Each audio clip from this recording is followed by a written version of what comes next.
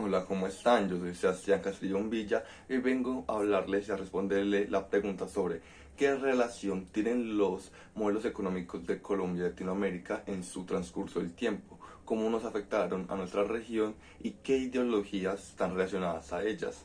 En pocas palabras, lo que vamos a hablar son qué es el centralismo, qué es el federalismo, qué es el centro de la periferia y por último que la forma en la que me impactó, que es con los impuestos, los aranceles, la competitividad, la privatización y la deuda externa. Espero que se diviertan y primero empezaríamos diciendo sobre qué es un modelo económico, para entrar más en contexto en esta evaluación. Y es que un modelo de desarrollo económico es el plan que tiene un país para querer aumentar su riqueza y también mejorar la vida de sus ciudadanos.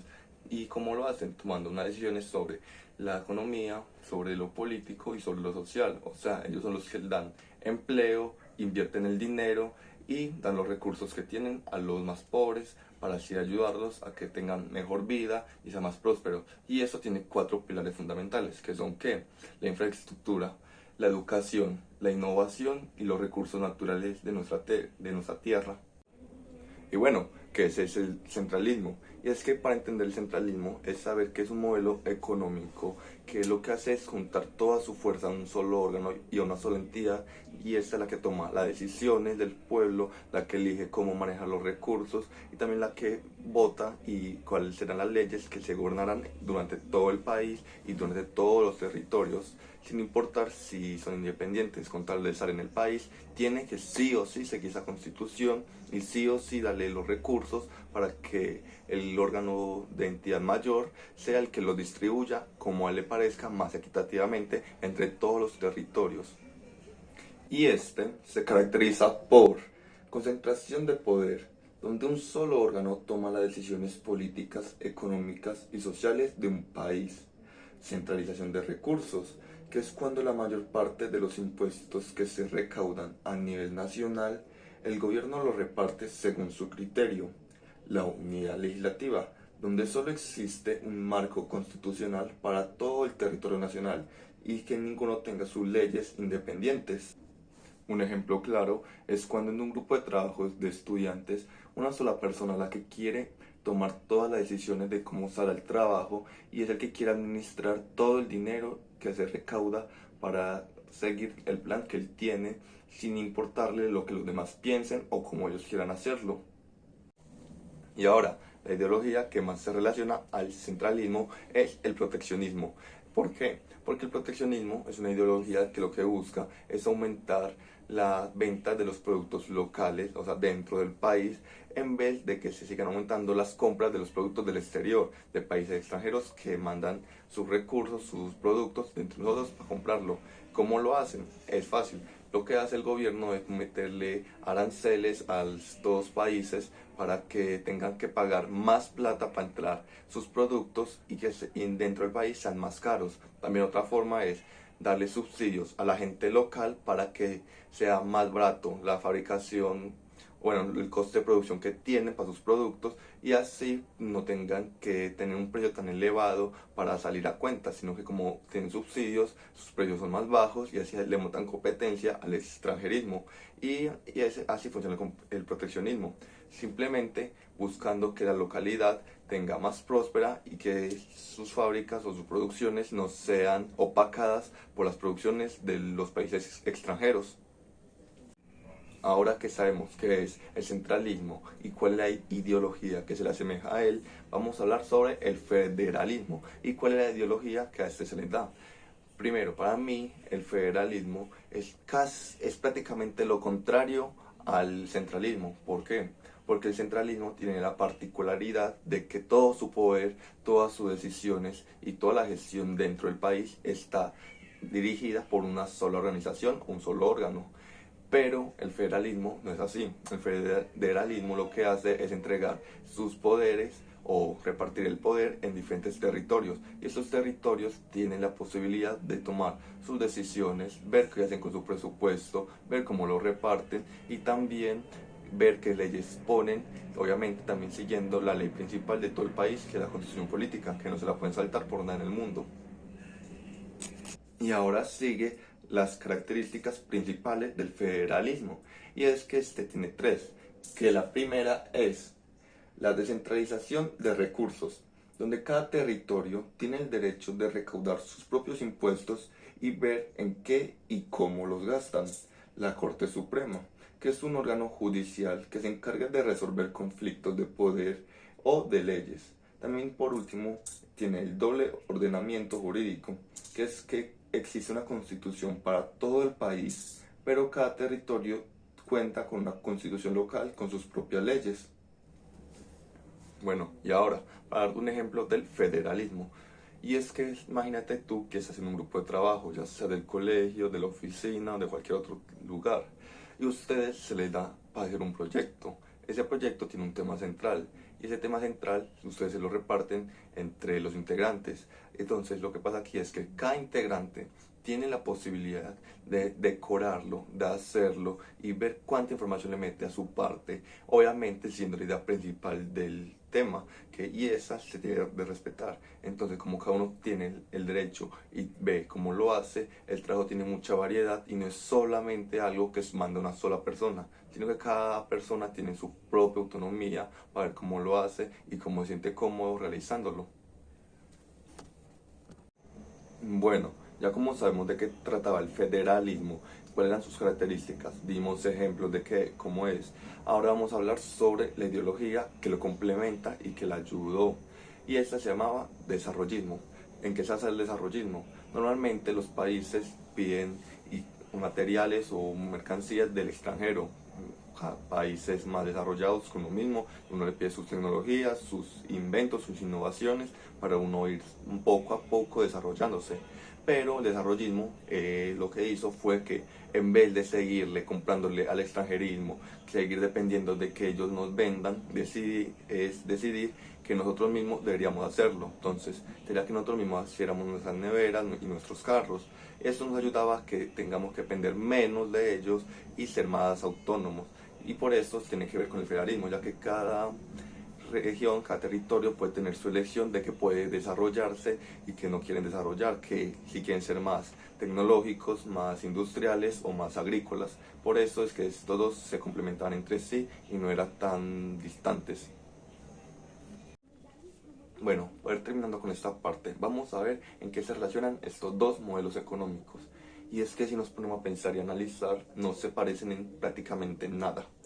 ¿Por qué? Porque un gobierno, que siendo el centralismo, busca que todo el poder, todas las decisiones, toda la administración de recursos sea tomado y organizado por una sola unidad, una sola organización, buscando que no haya tanta variedad de decisiones o tanta variedad de opiniones, mientras que el otro busca que todo el poder no sea tomado por una sola unidad, sino que sea repartido en territorios, y estos territorios tengan la posibilidad de elegir qué hacer con sus recursos, qué hacer con su dinero, si quieren invertir en agricultura, en industrialización y en muchas cosas más.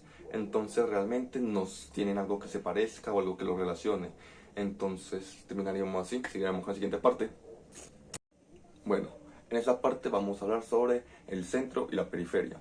Y es que esto empieza en el siglo XX, donde el economista argentino Raúl Prebisch y la CEPAL decidieron crear una teoría llamada así, el centro y la periferia, donde dividía las dos categorías de países que habían, que eran los desarrollados y los menos desarrollados.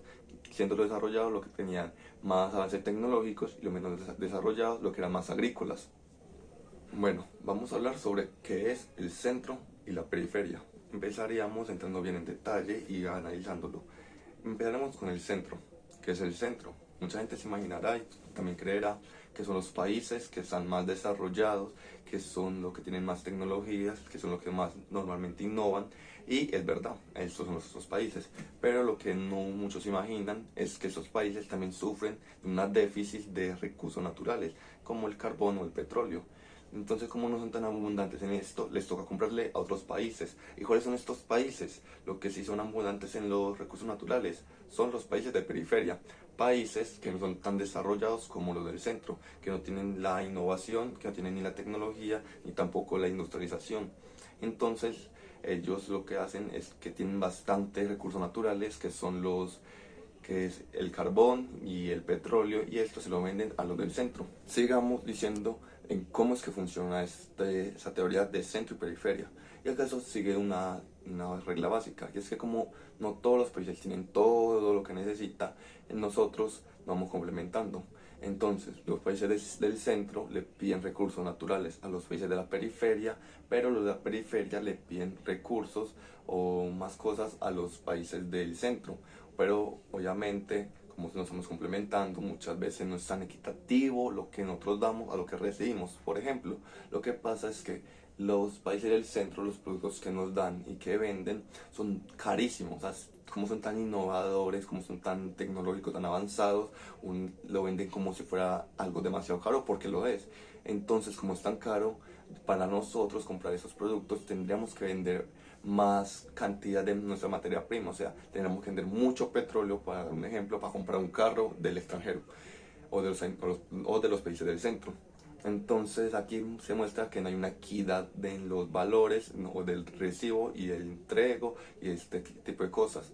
Por eso esta ideología no es tan recomendada para los de periferia, porque normalmente son los que terminan menos beneficiados, ya que dan más recursos por menos, por decir menos cosas. Ahora vamos a ver quiénes lo conformaban o lo siguen conformando en la actualidad. Y, no sé, y estos ejemplos son Estados Unidos, Alemania, Japón, siendo los países del centro, o sea, los que están más desarrollados, los que tienen más tecnologías. Y los países de la periferia serían Colombia o Latinoamérica en conjunto, África y muchas partes de Asia, basados de que su economía es mucho más agrícola, no es tan tecnológica. Bueno, para ir terminando con esta parte, vamos a hablar sobre la ideología que conformaba a esta teoría de centro y periferia. Y es que la ideología era el desarrollismo. Como anteriormente vimos, el desarrollismo es cuando los países empiezan a dejar de depender tanto del exterior. O sea, no buscan que el exterior les sea el que les provenga las tecnologías, que no le provenga las innovaciones, sino que buscan que su propio país pueda crearlas, que puedan ser más independientes, ya que como cuentan con la materia prima, no necesitan comprársela a los demás. Entonces, como tienen la materia prima, si siguen desarrollándose y van aumentando su innovación, su tecnología, van a ser capaces de llegar en algún punto a ser como un país del centro y ser más dependientes de sí mismos y no tener que vivir de lo que el exterior les mande, si es bueno, si es malo, y que tanto tengamos que vender de nuestros recursos naturales para comprar una tecnología innovadora de un país externo que les sobra este tipo de tecnologías. En la tercera parte del video, o sea esta, vamos a hablar sobre unas herramientas que utilizaba el desarrollismo para ayudar a su economía interna y no tener tanta dependencia. Y es que esto lo que implementó fueron tres herramientas que son conocidas como el subsidio, los aranceles y los impuestos. Y en esa parte del video vamos a hablar sobre qué son, para qué se usan y vamos a dar ejemplos de su utilidad en nuestra vida diaria. Bueno, vamos a hablar sobre los impuestos. Primero, ¿qué son?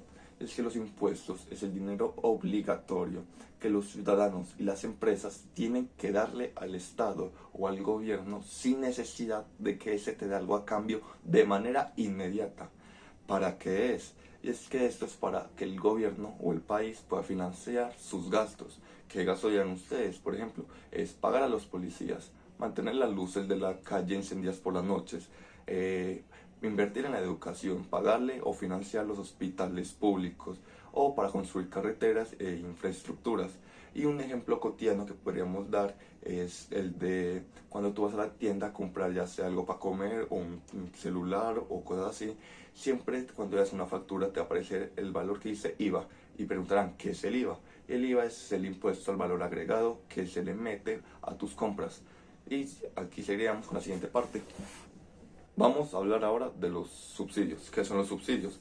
Es que los subsidios es lo contrario a un impuesto. En vez de que el gobierno vaya y te quite dinero de tu bolsillo, el gobierno le da dinero a algunas personas o industrias en específico.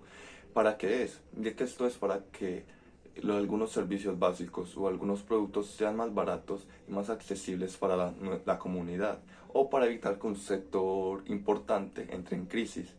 Un ejemplo cotidiano es que cuando tú te montas en bus, tú pagas una cantidad de dinero.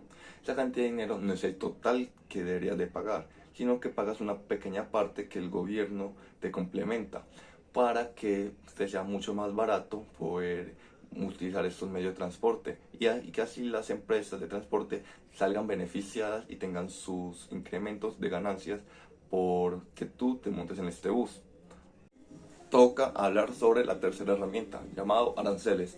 Se preguntarán ustedes otra vez, ¿qué es un arancel? Y es que un arancel es el impuesto especial que se le aplica únicamente a los productos que vienen del extranjero, o sea, productos que no son hechos o confeccionados en nuestro país.